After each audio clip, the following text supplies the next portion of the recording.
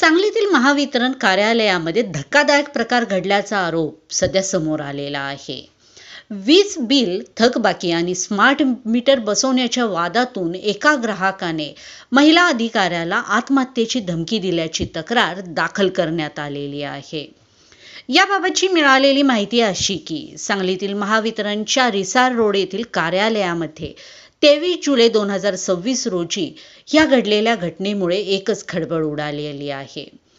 महावितरणच्या कनिष्ठ अभियंता स्मिता खाडे यांनी दिलेल्या तक्रारीनुसार विनायक ठोंबरे या ग्राहकाचे वीज बिल थकीत असल्यामुळे त्याचे वीज कनेक्शन नियमानुसार खंडित करण्यात आले होते।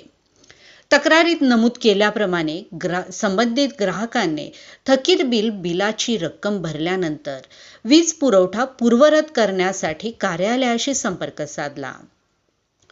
मात्र नवीन स्मार्ट मीटर बसवण्याच्या प्रक्रियेवरून त्यांच्यामध्ये वाद निर्माण झाला। यावेळी विनायक कोळी नावाच्या व्यक्तीने महावितरण कार्यालयामध्ये येऊन अधिकाऱ्यांशी वाद घातल्याचा आरोप यामध्ये करण्यात आलेला आहे।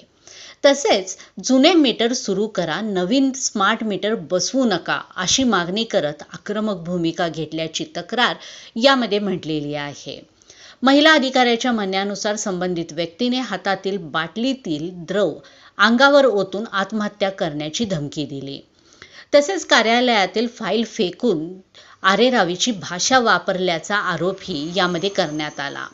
या प्रकारामुळे कार्यालयातील कामकाज काही काळ विस्कळीत झाले असून शासकीय कर्तव्यात अडथळा निर्माण करण्याचा दावा महावितरणकडून करण्यात आलेला आहे।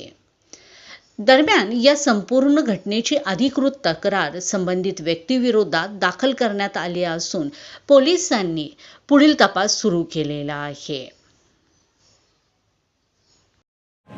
मी भालचंद्र तिळवे, अतिरिक्त कार्यकारी अभियंता महावितरण सांगली शहर विभाग। काल दिनांक 23/7/2026 रोजी आमच्या रिकव्हरी टीम नंबर 2च्या कार्यालयामध्ये एका ग्राहकानं वीज कनेक्शन बंद केलेलं होतं। त्याची थकबाकी भरण्यासाठी तो आला होता। थकबाकी भरल्यानंतर स्मार्ट मीटर बसवू नका असा त्यांनी वादावादी केली।